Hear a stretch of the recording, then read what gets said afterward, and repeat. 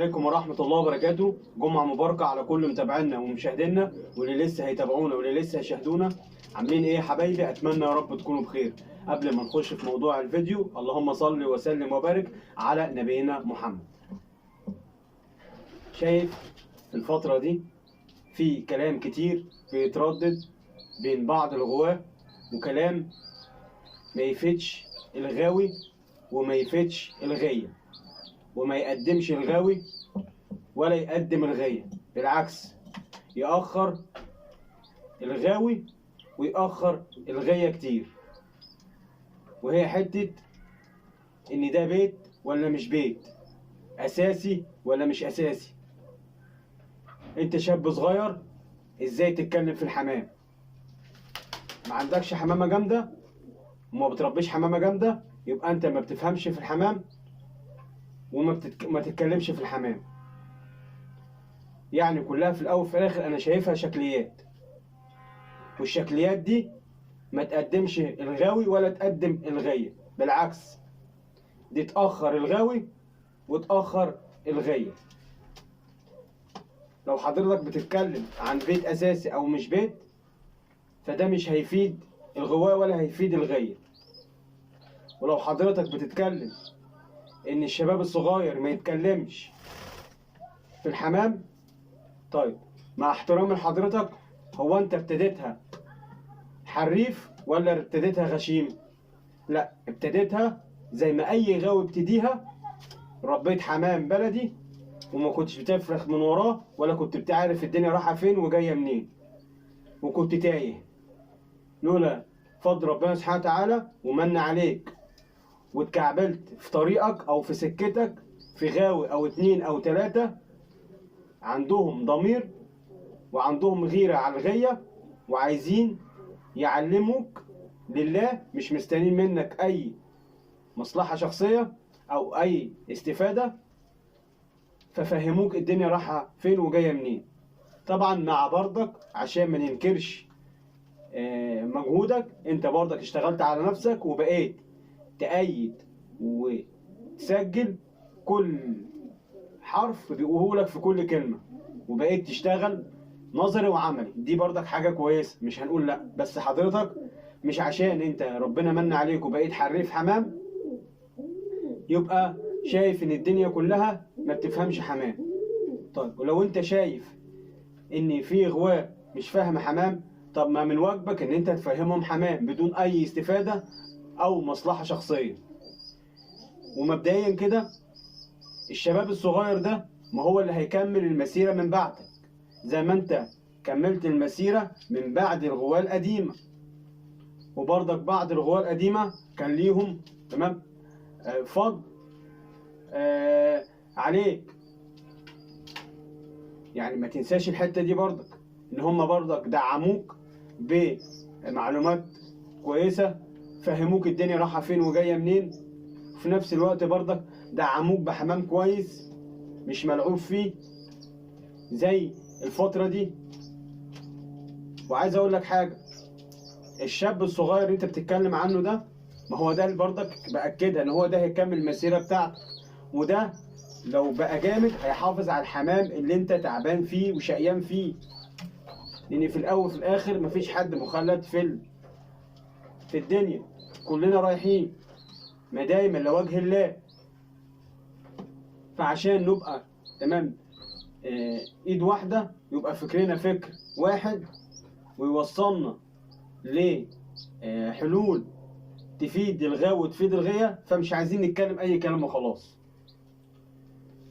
وبرضك في نقطة لازم برضك تاخد بالك منها، في غواة انت بتقول بالحمامة الجامدة، في غواة معهاش ماديات ان هي تغوى حمامة جامدة، بس عندها الملكة ان هم يعرفوا يحقوا فرد حمام ويقلبوا فرد حمام. ومش شرط بالسن، في شباب صغير تمام في العشرينات وفي الثلاثينات بسم الله ما شاء الله ربنا من عليهم بملكة تمام، والملكة دي بتيجي في الاول وفي الاخر بفضل ربنا سبحانه وتعالى. والملكة دي عبارة عن عقلية، والعقلية لما تكون ناضجة بتقدر تستجيب وبتقدر تسجل اي معلومة بسرعة، وبيقدر تمام يعني زي ما بيقولوا كده ينفذها بكل سهولة ويطبقها بكل سهولة. مثال، ممكن تلاقي طالب في المرحلة الابتدائية الإنجليزي بتاعه كويس جدا، تيجي طالب تاني في مرحلة الثانوي تيجي تلاقي الإنجليزي بتاعه ضعيف، مع إن المفروض اللي في المرحلة الثانوي دي مرحلة طبعا عدت تمام بمراحل أكتر من المرحلة الابتدائية، فالمفروض يكون الإنجليزي بتاعه قوي. بتبص تلاقي الإنجليزي بتاعه ضعيف اللي هو في المرحلة الثانوية، وتلاقي اللي في الابتدائي الإنجليزي بتاعه قوي. ده بيرجع لإيه؟ ده بيرجع بقى لمجهود، وإن الطالب اللي في المرحلة دي بيشتغل على نفسه أكتر، وبرضك بيرجع برضك لعقليته ونضاجة فكره. يعني هي العملية مش بالسن. ما في غواية حمام تمام لحد دلوقتي بتغلط في الحمام كتير. في غواية حمام بيتكلموا تمام كلام كويس جدا، وجوه السلكة بتاعتهم وجوه اللفت بتاعهم او جوه العشة بتاعتهم فاضيين حمام. تبص تلاقي قاعد على القهوة، فلان اشترى ذكر ب5000، فلان فصل نتاية ب10,000، فلان باع زغلول ب3000، ويجي يقول لك ده فلان عشته مليانة زبل، ده فلان حمامه عيان، ده فلان حمامه تعبان. وتيجي هو في الأول وفي الآخر تيجي تشوف سلكته مليانة سالمونيلا، مليانة أمراض تنفسي، حمامه ما عندوش إنتاج، مبهدل تمام في حمامه، ما بيراعيش حمامه، ما بيخدمش حمامه. يبقى المنظومة تمام كده مفيهاش كفتين متوازيين كده، أي كلام وخلاص. وأحب أقول لك لما تيجي تحكم على حد إن هو بيتكلم في الحمام بالحمام اللي عنده، طب ما ممكن هو يكون مادياته قليلة ومش قادر يدخل تمام حمام مستوى متوسط أو مستوى قوي في ظل الظروف اللي احنا فيها دي.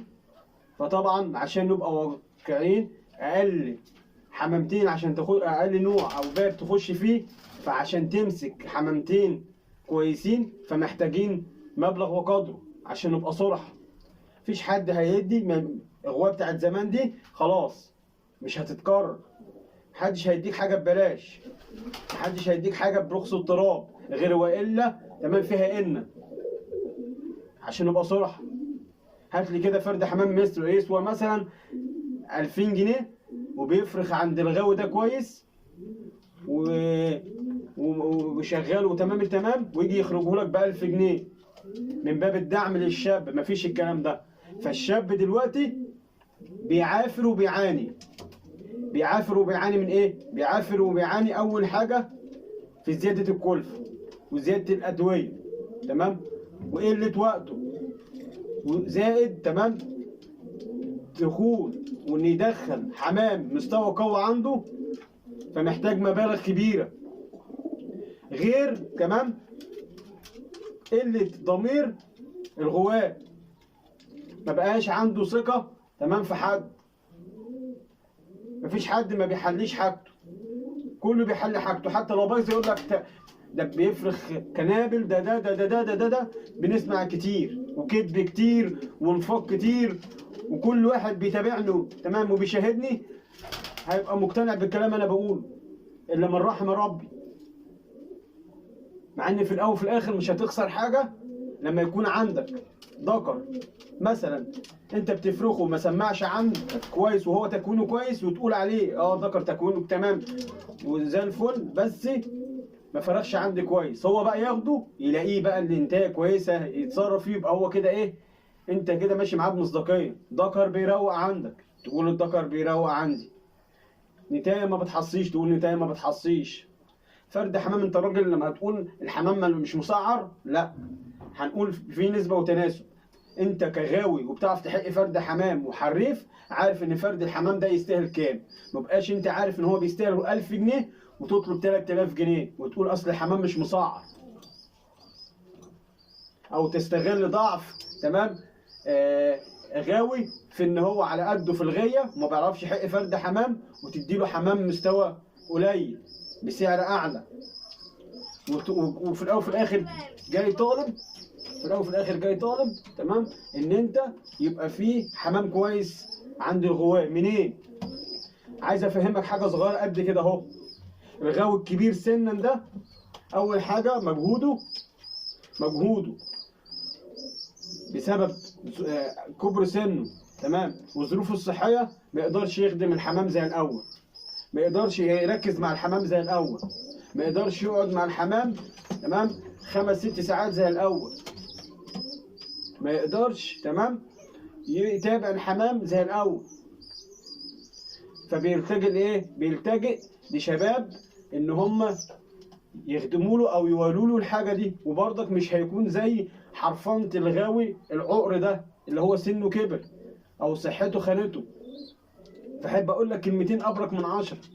لازم تطلع اجيال تمام من وراك. مش لازم وانت غاوي حريف طلع من وراك 3 4 غاويين محترمين تأسسهم صح تمام، وفي نفس الوقت برضك بتدعمهم معلومات وبتدعمهم بحمام. انت من ذات نفسك كده عملت حاجه في الغايه وعملت حاجه للغاوي. يعني قبل ما تعمل حاجه في الغايه عملت حاجه للغاوي. سبت من وراك 3 4 غاويين تمام في الاول وفي الاخر يرددوا اسمك انا من مدرسه الغاوي فلان الفلاني. هو الله يبارك له هو اللي عرفني الدنيا رايحه فين وجايه منين، واشتغل معايا بما يرضي الله وما بتاخرش عليا بمعلومه ولا اتاخر عليا بحمام، وكان بيجي يعني كان بيعمل معايا الصح وزياده.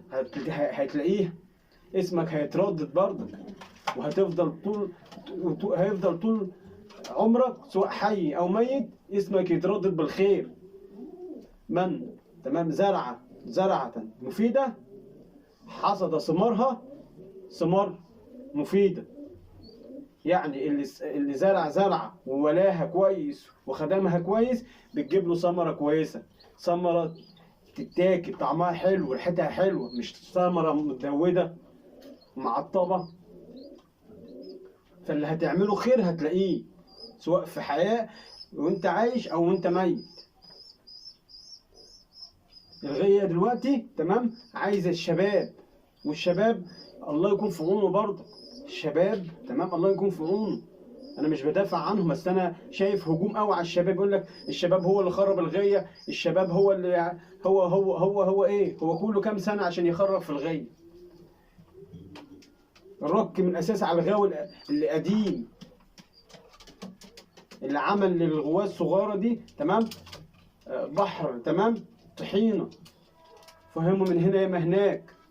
حضرتك انت ما فهمتوش حاجة صح، ولا فهمتوا تقليب الحمامة الصح البيور، ولا فهمتوا يعني ايه لا، وقبل كل ده ازاي يخدم الحمام او يعالجها، وقبل كل ده تمام ازاي يشتغل تمام مع الحمام المستوى المتوسط عشان يعلى بيه ويوصل للحمام الجامد، ويوصل ان ربنا يمن عليه ويظهر عنده طفرات في فرخه وفي انتاجه. شباب الله يكون في عونه بيحارب لوحده، بيشحت من هنا معلومة ويقعد 2 3 ساعات عشان ياخد هنا معلومة على الله يكون في عونه. كل حاجة غالية بالنسبة له. لا ده الغاوي الشاب، الغاوي الشاب الصغير او الغاوي اللي سنه صغير اللي هو عنده بس فكرة ان هو يربي حمامة متوسطة ويعلى بيها الفكرة بس من غير ما يوصل لحاجة، ده نجاح ليه. كفاية ان هو عنده الفكر ده في الظل اللي احنا فيه. تبص غاويين يتخانقوا مع بعض، وغاويين يمسكوا في بعض، وغاويين يشتموا في بعض، وغاويين مش احزاب، وغاويين عشان مصالح شخصية، وغاويين عشان يبيع الحمامتين اللي عنده. تايه في وسط الدنيا. وتقول لي الغاوي مش غاوي صغير مش غاوي صغير. شايلت الغاوي الصغير حمل بالاونط واعباء بالاونط وحطيته ان هو تمام سبب المشكله او سبب خراب الغايه. لا، لو سبب خراب الغايه فرجع حساباتكم الغوايه القديمه تمام وشوف انت عملت ايه. الموضوع مش يعني ما تفتكرهاش كده ايه موضوع سهل كده، لا الموضوع مش سهل. ما انت برضك حاسب نفسك كده، شوف انت عملت ايه. طلعت من وراك كم واحد بيعرف يخدم فرد حمام؟ طلعت واحد كم بيعرف ينتج الحمام؟ طلعت كم واحد بيعرف يحقي فرد حمام؟ طلعت كم واحد بيعرف يلقي فرد حمام؟ طلعت كم واحد تمام اخد تمام عرف يجيب حمام ويشتغل بيه ويبقى عنده تمام دم او طمش؟ فين الكلام ده؟ مفيش. وجاي تقول تمام الغاوي هو الصغير هو اللي خرب الدنيا. ما ملاقش حد يوجهه صح. ما لو لقى حد يوجهه صح كانت الدنيا بقت للأحسن. طلعوا لقوا غوا كبيرة بتشتم في بعضها، طلعوا غوا كبيرة بيسرقوا في بعضهم، طلعوا غوا كبيرة تمام بيتكلموا في ظهر بعض وبينموا على بعض. عايز عارف اساس المشكله ايه؟ هقول لك اساس المشكله ايه. اساس المشكله ان محدش بيركز مع نفسه. لو كل غاوي من الكبار دول ركز مع نفسه ومع حمامه كانت الدنيا اتملت حمام واتملت خير وكانت اتملت غواها حريفه. لان انت لو ركزت مع نفسك تمام يبقى مجهودك وفكرك كله مع نفسك ومع الخامه بتاعتك اللي انت على قد امكانياتك بتدخلها او بتشتغل بيها. فمجهودك كله هيبقى في جهه واحده وفي تركيز واحد وفي باب واحد وفي طريق واحد. هنيجي نتكلم بقى في الاساس. لا، الغاوي الكبير هو اللي عليه العامل الاساسي. اجيال بتسلم اجيال. الجيل اللي قبل منك ما سلمك معلومات قيمه، سلمك حمام كويس، سلمك حاجات كتير. فده دورك دلوقتي ان انت تصلح تمام من نفسك ومن فكرك تمام وتعاملك مع الشباب الصغير، سواء في معلومه، سواء في ان انت تبيع له فرد حمام، سواء اي حاجه تخص الغير. لو انت هتتكلم بقى بتبص ان الغاوي معهوش فلوس ما يغواش، او معهوش فلوس ما يربيش، طب او معهوش فلوس تمام ان هو يدخل حمامه جامده ما يتكلمش فيها. احب اقول لك ما في ناس دفعت فلوس جامده جابوا حمام بتلاتة ربعانات معاهم ماديات، وجابوا حمام بتلاتة عربات فرخوهم حطوهم على بعض فرخوا حمام كويس، بس بعد كده ما عرفوش يستمروا لان مش عارفين الدنيا رايحه فين وجايه منين. هم اشتغلوا بمجهود غيرهم واشتروا مجهود غيرهم بفلوسهم، اخدوا ان هم بقى يكملوا المسيره ما عرفوش تاخد، الدنيا وقعت. بص الحمام اللي هو فرخ اول اللي جابه حمام مستوى قوي، فرخ اول سنه مستوى قوي، بعد كده الموسم الثاني ولا الثالث مستوى بقى ايه؟ بقى يقل، ينزل 360 درجه عشان هو ما ابتداهاش صح. النهارده يبقى انا معايا فلوس، يعني انا رايح ليك انت راجل بتربي مثلا بتربي صافي، انا رايح ليك رايح بفلوسي ومش فاهم مواصفات الباب ومش فاهم لقو ومعرفش اخدم فرد حمام ولا عارف احقق فرد حمام، هتقدم ازاي؟ انا اخدت منك الحمام بفلوس، حمام هيقع عندي، حمام هيقع عندي يا خدمه، يا هيقع عندي مش هاخد منه انتاج، يا هيقع عندي في لقو، يا هيقع عنده في مستواه يقل، يا بعد كده مش هعرف اغير دم. ما انا مش فاهم القصه رايحه فين. لكن انا لو دلوقتي معيش وبجري على المعلومتين من هنا وخدت منك معلومتين بما يرضي الله وفهمتني معلومتين بما يرضي الله ببلاش من غير ما اشتري منك حمام ولا اي حاجه لله، واتقدمت وبقيت عندي ايقونه معلومات ومواصفات وبعرف حقي فرد حمام، فانا طالع لك بحاجتين، طالع لك بفلوس وطالع لك بمعلومات.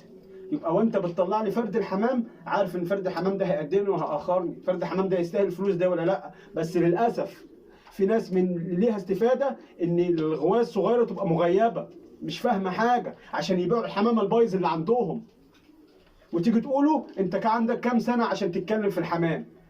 هي مش بالكام سنه، هي ربنا بيمن عليك تمام بعقليه ناضجه، انت بقى باجتهادك وتعبك وسعيانك ربنا بيمن عليك وبتخطي تمام الخطوه اللي مثلا في يوم بتخطيها في دقيقه. ربنا من عليك كده. احنا بنسمع عن اغاوي فطاحله تمام ما عندهم حمام، مع انه عرسنا وتعبت وشقيت وعارف ماشي. الحمام ده هيفضل عندك على طول؟ هتفضل انت بتربي على طول؟ ما انت لازم تطلع وراك 5 6 عشان يحافظوا على الايقون، تمام، وعلى الارضيه الحمام المحترم اللي عندك دي. كل واحد يحاسب، كل غاوي كبير كده يحاسب نفسه كده، تمام، ماشي، من واجبه للغاوي الصغير هيلاقي مقصر كتير. وتقولوا بتقولوا انت بتتكلم في الحمام ازاي؟ هو انت بتربي قشر بنادق عشان تتكلم في قشر بنادق؟ هو انت بتتكلم في الصف ليه؟ هو انت بتربي صافي؟ انت بتتكلم في مساويد ليه؟ هو انت عندك مساويد؟ يا عم انا ما عنديش، انا عندي بلدي، عندي بلدي، ما افهمش في الحمام كله امكانيات. انا فقير ما عنديش، فقير اروح اسرق عشان ادخل حمام غالي؟ ما برضك مش هعرف برضك استمر. مع كلام تمام يحبط الغاوي الصغير، وكلام يودي الغيه، تمام، وقبل ما يودي الغيه يودي الغاوي والغيه في 60 داهيه. ما هو مين اللي بوظ الحمام؟ مين؟ كله غاوي تقيل كده، غاوي كده، تمام، دي شعبيه، تمام، يبدا بقى يعمل بقى مؤاخذه، تمام، يفلتر تمام نفسه من اول وجديد، ويشوف مقصر من ناحيه الغاويين في ايه. في حاجات كتير هتلاقي نفسك مقصر في حاجات كتير. يا اخي ده في ناس طالعه لك بفلوسها، في ناس بتطلع لك بفلوسها وبتديها على قفاها. في ناس بتطلع لك بفلوسها وبتديها على قفاها. انت بتقول ايه؟ اصل ما حدش بيقدر الحمامه. ما بيجي لك اللي بيقدر الحمامه وبتطلع له الحمامه البايظه باسعار اضعاف. فين بقى الامانه بقى؟ ان ما فيش امانه. اللي يطول التاني، تمام، اللي يطول التاني يجيب رقبته. هي كده في الغي، وتمشي تحت حته ايه؟ تحت حته، تمام. اصل احنا ما اتعلمناش ببلاش. يعني هو انت لازم تضحك على الغاوي الصغير اللي على قده، تضحك عليه، ما تدوش معلومه او تديله معلومات غلط، وفي نفس الوقت تديله حمام بايظ، حمام فيه عيوب، وحمام ما بيفرغش حمام كويس، وحمام بايظ، وتقول لي اصل لازم يدفع، تمام، ويخسر عشان يتعلم؟ ايه المنظومه دي يا اخي؟ انت ما تعرفش هو جايب البلاستين دول منين، ما تعرفش هو جايبهم منين. ما ممكن طالع عين اهله الشهر كله يوميات، وطالع عين اهله في معمار عشان يدخل له حمامتين كويسين، عرقان فيهم وطالع عين اهله بيهم. بدل ما ياخد منك حمامتين تمام ينتجوا له ويفرحوه ويستمر في الغيه، لا، اخد منك حمامتين بايظين بسعر عالي وسديت نفسه عن الغيه. يجي يعني الواد شاطر 100 في الفرخ زي الفل، تمام التمام، وبيخدم الحمامه وبيتمرمط نفسه على الحمامه وبيموت على الحمامه، يفرخ من الحمام ده 20 30 زغلول. يجي يشببهم ينزلهم في السوق ما يجيبوش 50 60 جنيه. ليه؟ عشان حضرتك مديله حمام فيه عيوب شرعيه، حمام بايظ. وتيجي تقول السوق ايه؟ السوق ما فيهوش حمام، ما عادش فيه حمام. الفترة دي يا جماعة عايزة الغاوي اللي مش حريف كلام، عايزة الغاوي اللي يركز مع نفسه، تمام، ويشتغل على نفسه ويقفل على نفسه حتى بأقل الإمكانيات، ويطور من نفسه. هتبص هتلاقي ربنا يرضيك. الفترة دي عايزين الغاوي المنتج، الغاوي اللي يعرف ينتج، واللي يعرف فيه الحمام، واللي يعرف يحافظ على إنتاجه. وتقول لي اصل الغاوي الصغير هو السبب. لا، انت لو جيت حسبتها في الاول وفي الاخر هتلاقي المنظومه اساسها الغاوي الكبير هو السبب.